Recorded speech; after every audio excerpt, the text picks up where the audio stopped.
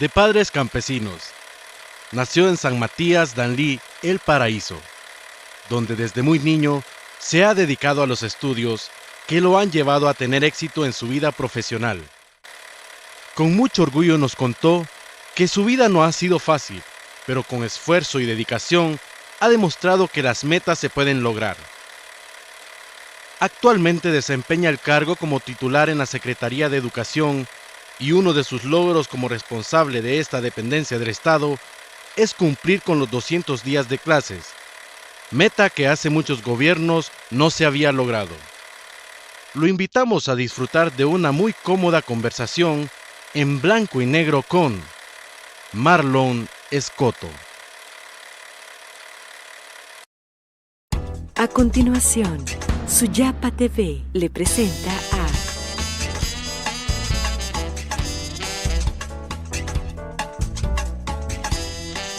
Carlos Ramos en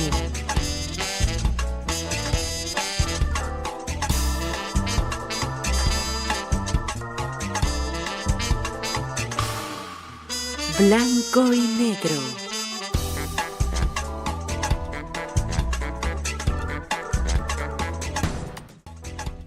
Gracias por acompañarnos en un programa más de En Blanco y Negro. Les saluda Carlos Ramos, este día con un invitado que ciertamente será recordado en la historia de la educación porque ha hecho muchos cambios significativos y ciertamente en una dependencia de las más conflictivas dentro del ente estatal. Me refiero al ingeniero Marlon Escoto, a quien le damos la bienvenida en Blanco y Negro. Bienvenido a Blanco y Negro. Gracias. Tome asiento. Ciertamente mucha actividad en el campo educativo y usted de alguna medida ha venido a transformarlo. Bueno, no existe ningún país en el mundo que haya tenido relativo éxito y que haya dejado a la deriva la educación. Incluso grandes culturas como la misma cultura árabe, que tuvo siglos de permanencia y de influencia cultural y educativa en el mundo, llegó un momento que descubrieron que tenían petróleo y todo y descuidaron la educación. Ahora están retomando nuevamente, a pesar de tener resueltos otros problemas económicos, acceso a bienes y servicios. El tema educativo lo habían dejado relativamente de lado y hoy de nuevo se han dado cuenta que sin educación, sin la promoción de la cultura, los pueblos no tienen posibilidades de crecer. Honduras ha tenido experiencias en educación en los últimos años bastante complicadas, con mucho desaliento, con mucho desánimo, por la misma relación que el Estado decidió en algún momento dado establecer con terceros. El Estado casi se desentiende de la educación, pierde la gobernabilidad, pierde el control, el acompañamiento, y le da ese espacio a terceras personas, instituciones, organizaciones, que obviamente no pensaron ni cimentaron en su actuar en asegurar el derecho a la educación que tiene el niño, porque aquí hay dos derechos que se conjugan, el derecho a la educación de los niños, los derechos laborales, los derechos salariales, que siempre son secundarios, porque si no existe el niño para educar, tampoco existe la otra parte. Son 22, 23 meses de trabajo. Nosotros agradecemos como equipo y particularmente al presidente de la República por la confianza también, porque a veces sabemos cómo hacerlo, pero no queremos arriesgar a tomar decisiones, por lo menos en este caso por los niños, ¿no? Y terminamos desentendiéndonos, haciendo más cálculos políticos, otro tipo de cálculos, que asumir riesgos y tomar decisiones. El agradecimiento con el presidente es justamente por eso, porque me invita a formar parte de su gobierno en medio de una crisis, pero genera los espacios y el respaldo suficiente para que las decisiones que se tomen permitan recomponer el sistema educativo, que este año celebramos 200 días de clases, puede ser que lleguemos a 215, pero falta mucho que hacer todavía. Pero simplemente el tener las aulas abiertas, que es lo que más fácil entiende la población, genera de nuevo la atracción por las escuelas, la alegría en las escuelas y la confianza de los padres de saber que sus hijos están en buen camino. Ciertamente, hace 23 meses quizás Marlon Escoto no sonaba o no era tan conocido en el ámbito público, tomando en consideración también por todo ese orden que ha puesto, si se quiere, en la Secretaría de Educación, que insisto, es una de las secretarías más conflictivas dentro del Estado. Pero, ¿dónde nace Marlon Escoto? Bueno, yo nací en San Matías, en El Paraíso, en una comunidad que fundó mi abuelo paterno, en la cual solo vivíamos parientes, descendientes del abuelo, que hoy es una comunidad que ya no la habita nadie. En alguna medida sirvió como parte de la vida de toda esta familia, porque había que ir a estudiar, había que buscar otras cosas, y hoy la aldea o el caserío se ha quedado ahí como parte de la historia. Y a los 5 años fui a la escuela primaria, recuerdo, yo no fui a la preescolar por alguna razón, en el municipio, en San Matías, a la escuela Miguel Paz Barahona, la cual tengo muchísimos recuerdos. Y en estos meses que he sido secretario de Educación he ido 4 veces. He ido a ver dónde estaba mi aula, porque tuvimos una sola aula y una sola profesora, todos los 6 grados. ¿Recuerda el nombre de la maestra? La profesora Elvira Sosa de Miranda. Está viva todavía. Cuando yo estaba en primer grado, mi compañero, ella se iba a jubilar, pero el cariño por el grupo dijo, los llevaré hasta tercer grado. Llegamos a tercer grado y no se jubiló. Terminó el grupo nuestro y supe que inició otro. Era la pasión por ser docente, porque mi profesora de primaria fue una profesora empírica, que luego tuvo que profesionalizarse, pero tenían un extra, la pasión y la vocación y la satisfacción, supongo, de ver el producto del esfuerzo del trabajo dedicado, porque antes tampoco, no habían mejores condiciones que ahora, condiciones de profesionalización, mejores condiciones de infraestructura incluso. He visto cómo mi escuela ha cambiado mucho, hoy es un centro básico, tiene aulas relativamente satisfactorias, tiene un auditorio, tiene cosas que no tenían cuando yo fui estudiante. Sin embargo, lo que me sirve al día a día, aprender a leer, a escribir, la aritmética básica, la gramática, la aprendí en la escuela primaria. Esa es la importancia que tiene ese primer ciclo, primero, segundo, tercer grado, o tercero, cuarto, quinto grado, que sin esa etapa no se consigue aprender las cuestiones elementales de comunicación o de lógica. En adelante los humanos solo crecemos y nos vamos llenando de cosas, pero no logramos despertar capacidades cognitivas. Entonces yo fui a una escuela con una sola profesora a los 6 años, aprendí mucho de ella. ¿Fue buen estudiante? Apoyaba a la profesora a veces cuando... hay compañeros de primaria que cuando les encuentro me recuerdan eso. ¿Te acordás que cuando la profesora no iba, te dejaba el libro para que nos dictaras y todo? Era un buen grupo, todavía los veo, algunos de ellos están en mi pueblo, y un buen profesor condiciona a un estudiante. Un mal profesor también puede incidir para que una persona futuro no tenga ni modales, ni talento, ni ganas de hacer las cosas bien. Y creo y debo reconocer que esta profesora pudo incidir, pudo influir y tuvo la capacidad de identificar que tenía algunas habilidades y poderlas potenciar.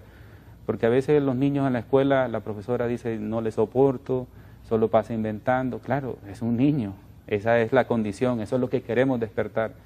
Entonces, recuperar en las escuelas la alegría y las ganas de ir a la escuela, ese es un desafío pendiente en el estado de Honduras, porque nosotros fuimos en medio de muchas limitantes a la escuela, pero con mucha alegría, con mucho entusiasmo y con mucha cercanía de los profesores.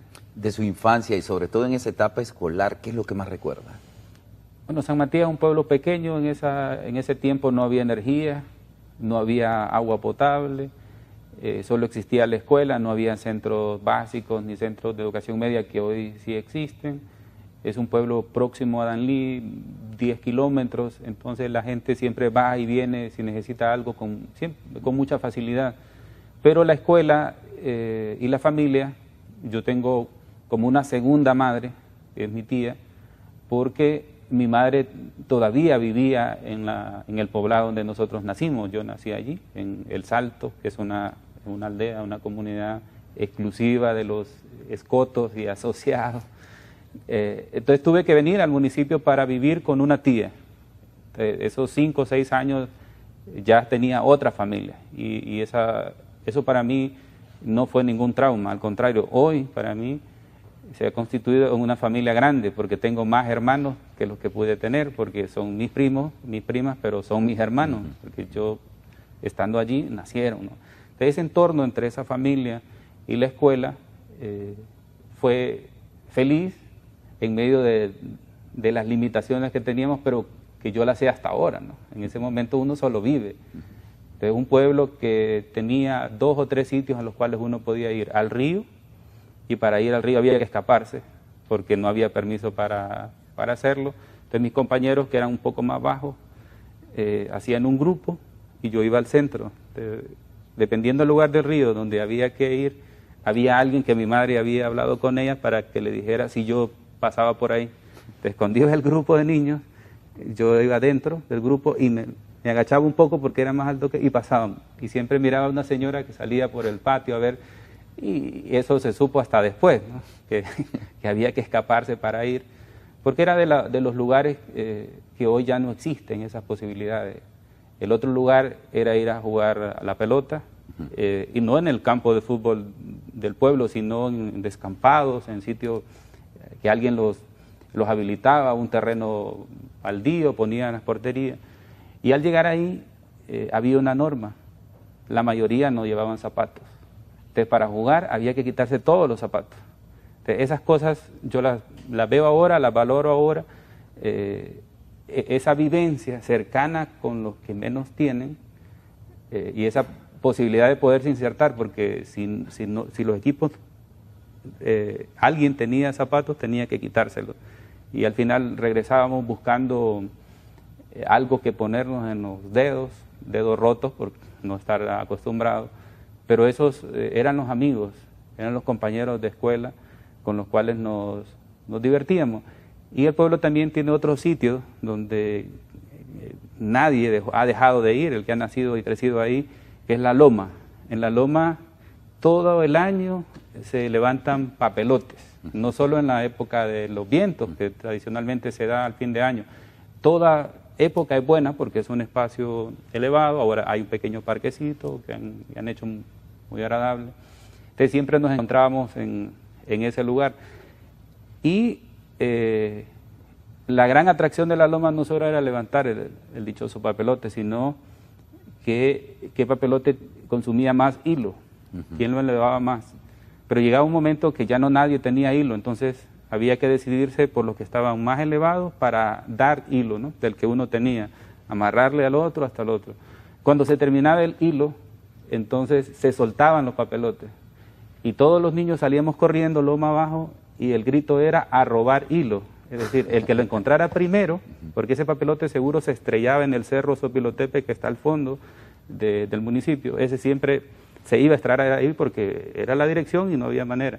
El que encontraba primero la hebra, enrollaba, ¿no? Pero si alguien lo alcanzaba, le podía agarrar, romper y enrollar para él. Entonces eso se llamaba robar hilo, algo que se ha ido perdiendo con el tiempo. Y eso pasaba casi todos los días en la tarde, en los fines de semana. Claro, no había energía, un par de televisores en las pulperías que había que pagar o comprar algo para dejar entrar, para verlo, y a las 7 de la noche había que estar en la casa. Claro, yo sé ahora que ese entorno tenía sus limitaciones, pero en ese momento simplemente lo vivían. Claro. Bueno, ya nos ha explicado pues de la parte de como la etapa escolar y todas esas vivencias también, pero siendo del campo, ¿su papá le enseñó algún oficio? ¿Usted trabajó en el campo? Bueno, de hecho yo soy ingeniero agrónomo, al final seguí el vínculo con el campo de mis orígenes y también actualmente estoy vinculado al campo, sigo vinculado con ellos, con mi padre, con mi hermano. Y las vacaciones eran trabajar. claro, no había pago, ¿no? Pero cuando terminaban las vacaciones había que cubrir a alguien que estaba haciendo alguna actividad en el campo. La época seca es muy común tener que llevar las vacas de un lugar a otro para el aguadero, tener que apartar los terneros. Y nosotros nos incorporamos a trabajar desde pequeños. Mi padre siempre dijo, no sé qué van a hacer, pero el valor por el trabajo tienen que aprenderlo. En la vida no se regala nada, todo tiene un esfuerzo.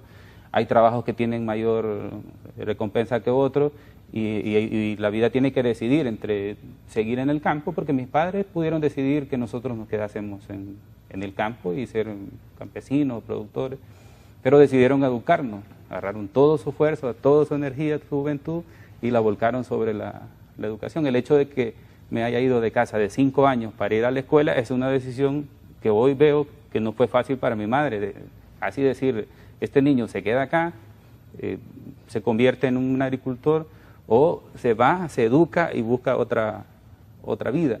Entonces el trabajo del campo tampoco lo asumíamos como un trabajo duro, físico, fuerte, sino como una diversión, porque estábamos concentrados en la escuela, en el colegio y salíamos con esa libertad de hacer muchas cosas que no teníamos la oportunidad durante el año. Y recuerdo que siempre el fin de año los amigos y la familia había que comprar ropa nueva y en casa había una condición, sí, hay que comprar zapatos nuevos, pero que sirvan para la escuela, hay que comprar un pantalón nuevo, pero que sirva para el colegio. Siempre había y se privilegiaba tener las cosas para ir a la escuela, para ir al colegio. Y hoy cada vez que puedo regreso e intento hacer esos mismos caminos que hacía de niño, porque eso me vuelve a la realidad, a un entorno. A veces quisiera terminar jubilado por ese lugar, pero mi padre dice, ¿por qué has dado tantas vueltas y aquí te hubieras quedado? ¿No? Claro, con otras condiciones. Que agradezco ese espíritu por apreciar el trabajo. Y otra cosa que se aprende en la zona rural es a perder el miedo. Porque como se vive de forma aislada y hay que asumir a veces casi actitudes individuales de sobrevivencia, entonces uno pierde el temor, pierde el miedo y eso es bueno y es malo a veces, ¿no? Porque siempre hay que tener cierto temor y ciertas precauciones, pero el campo le da esa firmeza también de carácter y de aventura, que también en la vida es necesario tener esa posibilidad de ir más allá, de conocer lugares, de aventurarse, de asumir riesgos. Los hondureños no somos muy dados a asumir riesgos, siempre calculamos, vamos viendo la conveniencia, no somos muy dados a asumir riesgos, a ganar o si perdemos, asumir las consecuencias. Bien, vamos a nuestro primer corte comercial, ya regresamos con el secretario de Educación Marlon Escoto que nos está contando su historia en blanco y negro, ya volvemos. Ya volvemos con En Blanco y Negro.